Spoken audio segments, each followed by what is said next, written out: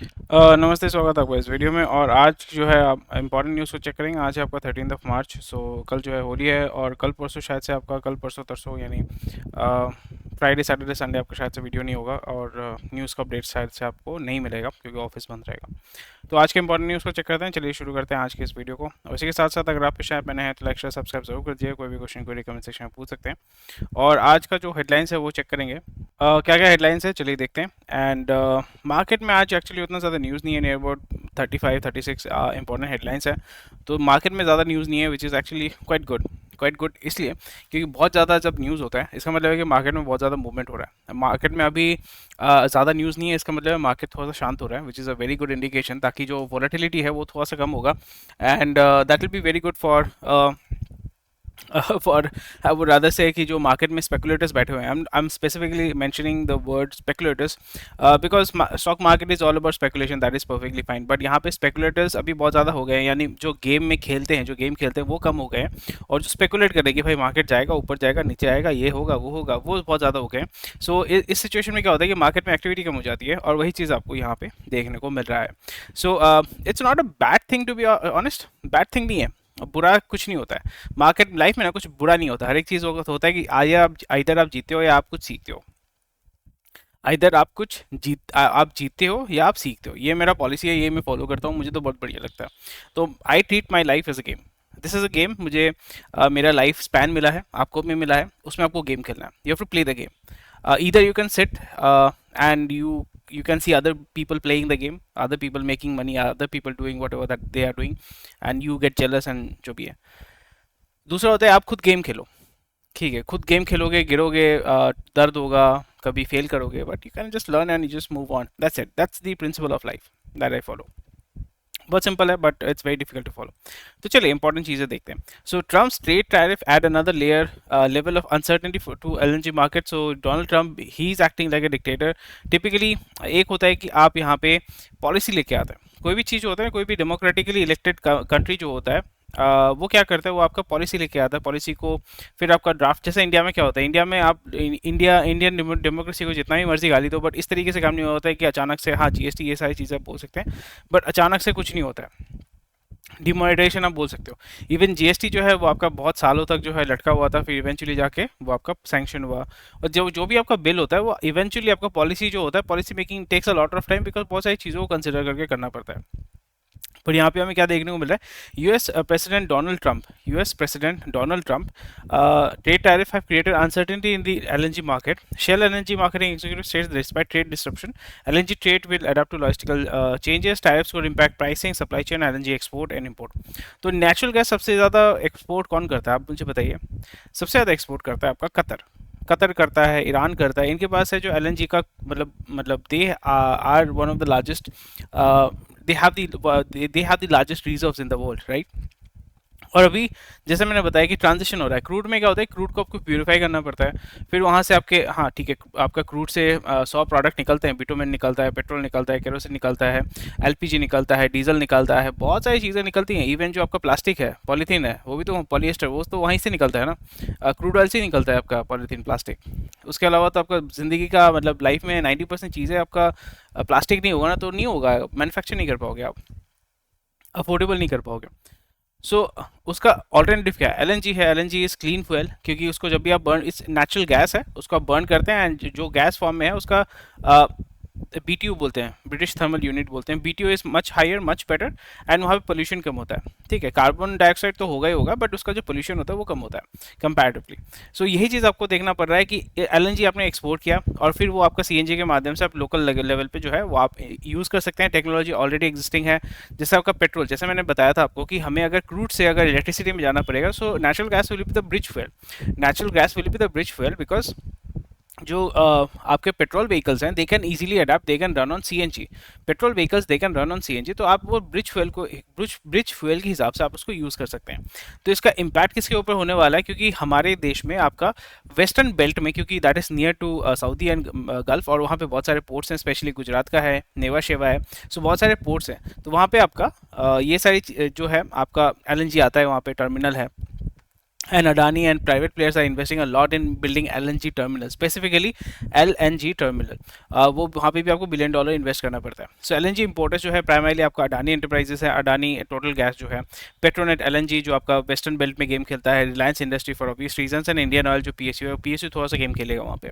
सो उसको as such कोई problem नहीं होगा, but what I see here is इस तरीके से जब टैरिफ बैन लगाते हैं तो फिर उसमें हमारा ही फायदा होता है, because then we are able to push and push these countries कि भाई हमें जो है आप रुपी रूबल में या रुपी रियाल में इसमें जो है आप सेटलमेंट करो. डॉलर में क्यों करोगे आप, क्या फ़ायदा है आपको.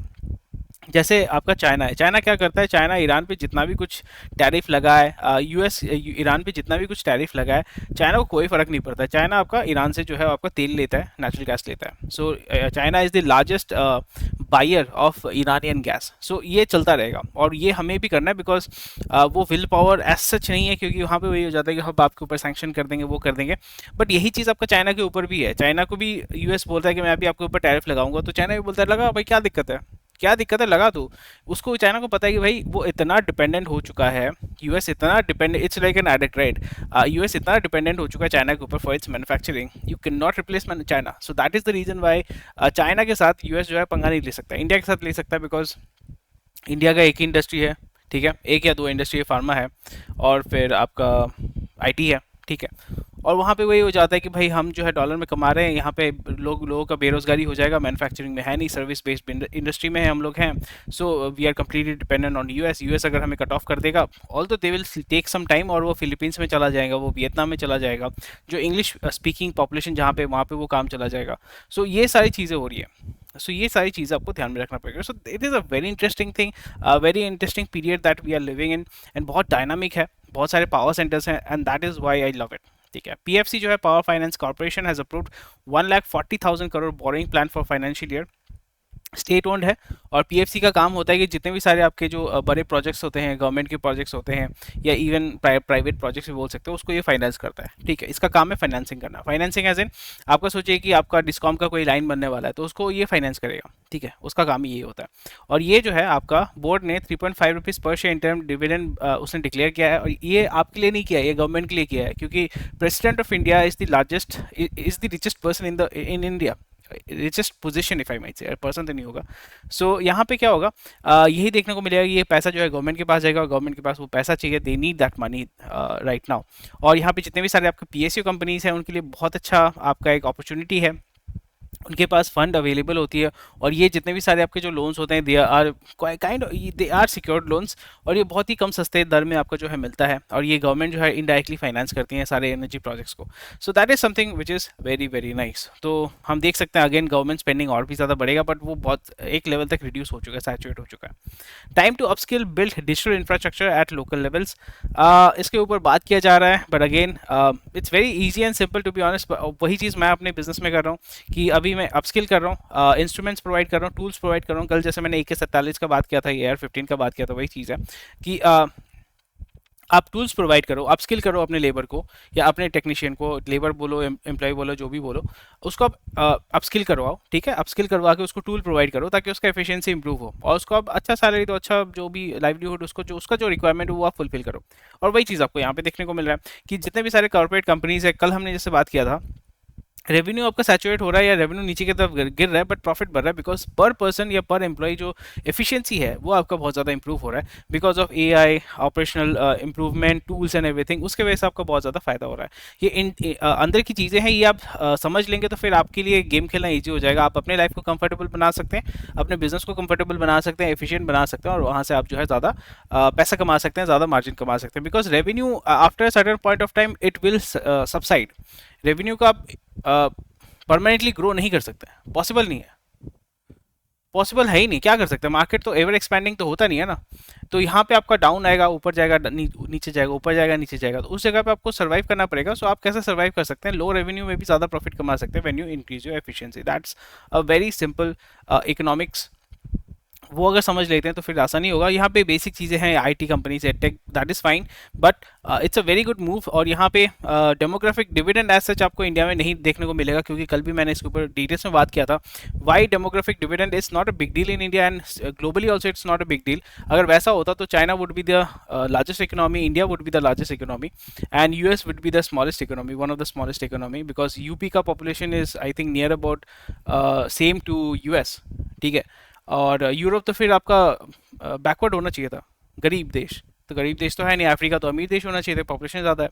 ऐसा नहीं होता है। वहाँ पे आपको देखना पड़ता है कि पर पर्सन आपका एफिशिएंसी कितना है। एफिशिएंसी बढ़ेगा तो इनकम बढ़ेगा, इनकम बढ़ेगा तो उसका कंजम्पशन भी बढ़ेगा, और कंजम्पशन बढ़ेगा तो फिर आपका जीडीपी भी बढ़ेगा। यही चीज़ आपको देखने को मिल रहा है।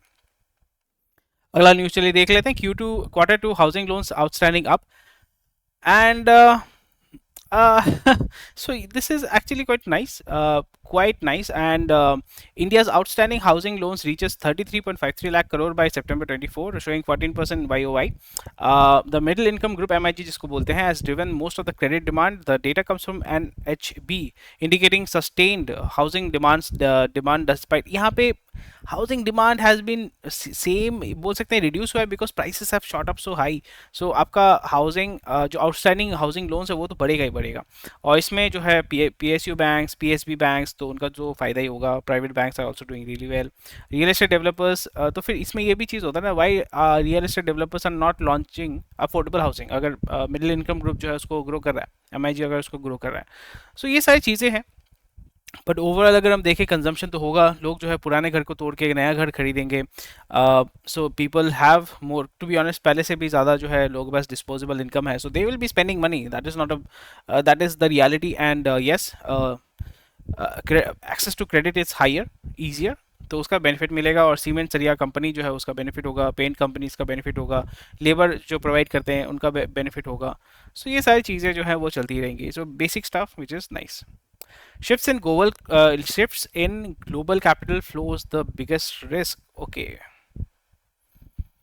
Blackstone, जो कोलकाता का साउथ सिटी मॉल है, which is one of the best malls in Kolkata, I think the best mall इन कोलकाता, उसको परचेज करना चाहते हैं, I think 4,000 crore. So that will be a big thing. 4,000 ऐसा कुछ न्यूज़ था, एक साल से मैं देख रहा हूँ, they want to buy that shopping mall. So पैसा तो आ रहा है, and they will be doing strategic investment because things will be cheaper. और जैसे मैंने बताया कि मर्जर एंड एक्विजिशन, वही चीज़ आपको यहाँ पे देखने को मिलेगा। सो या, रिटेल इन्फ्लेशन जो है वो आपका कम हो रहा है, इंडस्ट्रियल आउटपुट जो है वो आपका इंक्रीज हो रहा है, विच इज़ गुड। और हाँ, फूड प्राइसेस तो गिर रहे हैं भाई। टमाटो 10 रुपये का मैंने खरीदा भाई, गज्जा भी 80 रुपये का मैंने एक साल पहले खरीदा था, अभी मैं 10 रुपये का खरीद रहा हूँ। तो लिटरली बोल रहे हैं लेके जा भाई, फ्री में लेके जा। So that is very interesting. So जब भी ऐसा कम होता है ना, मेरे को लगता है भाई फूड प्रोसेसिंग यूनिट खोलने से कितना अच्छा होता है, इसको पिकल अप करके ना एक्सपोर्ट करते हैं भाई, बहुत मजा आता है। But I am not in that business, but I can help you if you are interested, मुझे बताइएगा। एक दूसरा चैनल है, वहाँ पे भी मैं वीडियो नहीं बना रहा हूँ। सो वहाँ पे मैं बिजनेस स्टडी, केस स्टडी में मैं डालता था, अभी भी डालूंगा उसमें, कि जैसे फूड पिकलिंग बिजनेस कैसे करना है, एक्सपोर्ट कैसे करना है, आपका कैनिंग बिजनेस कैसे करना है, ये सारी चीज़ें हैं जो है वहाँ पे मैं डिस्कस करता हूँ। And that channel is the first channel जहाँ पे मैंने एजुकेशनल कंटेंट बनाना शुरू किया था। So it's a very old channel, तो आई थिंक 7-8 साल तो हो गया होगा। एफएमसीजी, कंज्यूमर गुड्स, ब्ला ब्ला ब्ला ब्ला, बेसिक स्टफ ऑलरेडी हमने इसके बारे में बात किया है, ज़्यादा इसमें घुस के फ़ायदा नहीं, आपको ऑलरेडी पता है। फोर्स टर्न्स फ्रेंड्स इन सैटकॉम ट्विस्ट, इंडिया में आना चाहते हैं, एंड यहाँ पे वही होता है, गवर्नमेंट भी बोल रहा है, और यही हो रहा है कि बार्गेनिंग हो रही है, ये सारी चीज़ें बार्गेनिंग हो रहा है। और डायरेक्ट तो आने नहीं देंगे, इधर जियो और एयरटेल के माध्यम से आने देंगे, तो जेवी के माध्यम से आएंगे। So that is something which is there, direct घुसने नहीं देगा, गवर्नमेंट भी नहीं घुसने देगा। तो जॉइंट वेंचर के माध्यम से आपको, सब वही बोलते हैं ना, सब मिले हुए हैं, तो ये सब मिले हुए हैं यार, आपको भी पता है, मुझे भी पता है, उसको मुझे मुझे इसका बेनिफिट लेना है, मुझे उससे कोई फर्क नहीं पड़ता कौन किससे क्या मिला हुआ है। सो या, that's about it. Hitachi, okay, headlines I think mess up हो गया है, आई थिंक क्या, हेडलाइन मेसअप हो गया। Home First Finance is planning 1250 crore QIP next week. Okay. अच्छा, ठीक है, मैं गलत पढ़ रहा हूँ।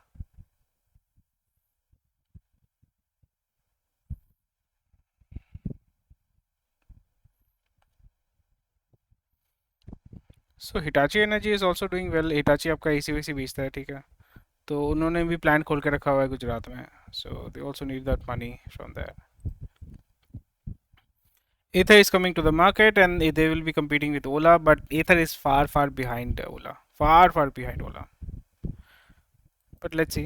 और Ether में आपका हीरो जो है इन्वेस्ट करके रखा हुआ है उसने।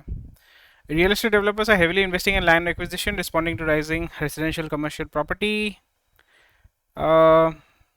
जेनेरिक स्टफ ऑलरेडी आपको पता है। इसमें और क्या बताऊँ मैं, कुछ है ही नहीं इसमें। ओला इलेक्ट्रिक का जो ईवी बिजनेस है वो आपका EBITDA पॉजिटिव होने वाला है नेक्स्ट क्वार्टर में, which is nice.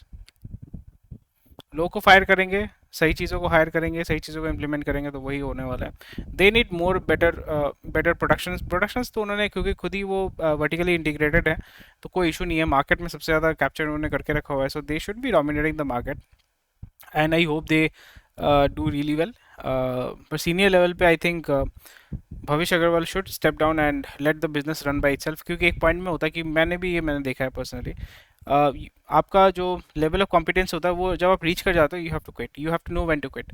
So it is very vital. आप कुछ भी बिजनेस करो, छोटा बड़ा doesn't really matter. After a point of time when you understand कि भाई ये मेरा कॉम्पिटेंस लेवल था, इसके ऊपर मैं नहीं लेके जा पा रहा हूँ बिजनेस को, you should step aside and be an advisor and hire an CEO so they can take it forward.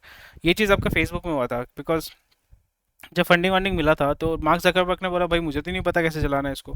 Then that guy helped him out, I forgot the name. So जो इन्वेस्टर था उसने बोला कि भाई तू step aside कर, ठीक है, या मैं तेरे को स्टेप असाइड नहीं, basically I will bring in people who have that experience so they will take the business forward. तू CEO बन के रह, तू यहाँ पे इसको चला, और वो दूसरे बंदे जो है वो आपका कोई CFO होगा, कोई CMO होगा, ठीक है, वो सारी चीज़ें जो है वो उसमें चलाएंगे, तो उसको डिस्टर्ब मत करना and they will help you scale the business and that is the reason why it is able to scale. So after a point of time, when you reach that level of competence, you have to just step aside and you have to let other people who are better than you replace you and work for you. Yeah, work for you and make you money. That is the main objective. Infosys says extra work from home days needs manager approval.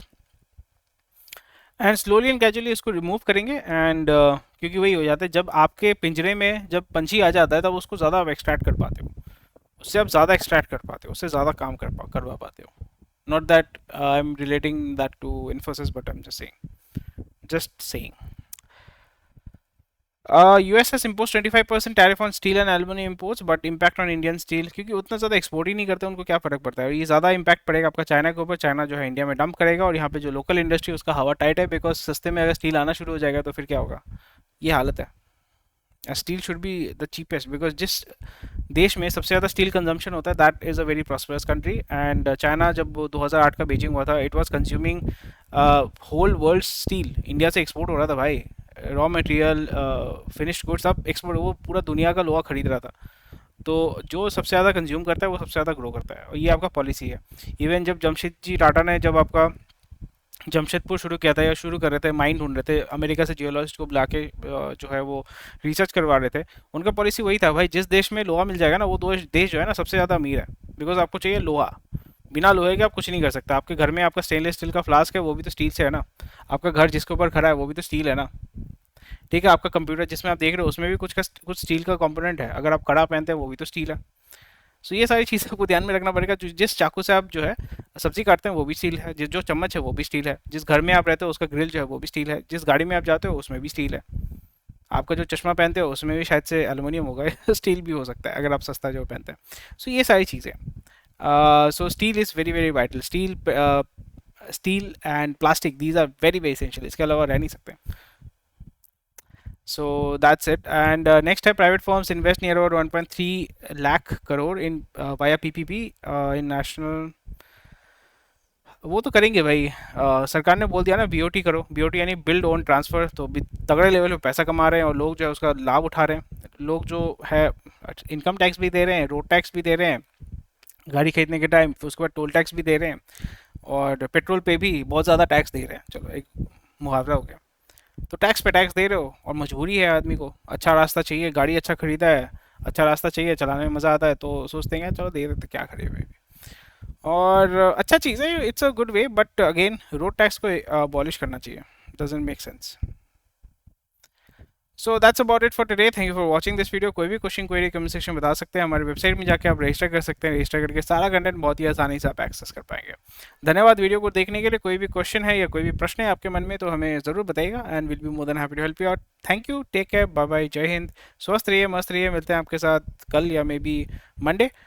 अच्छे से होली खेलिए, enjoy कीजिए, खाना वाना खाइए, होली को आराम से एंजॉय कीजिए और एंजॉय कीजिए लाइफ को। ठीक है, चलो बाय बाय।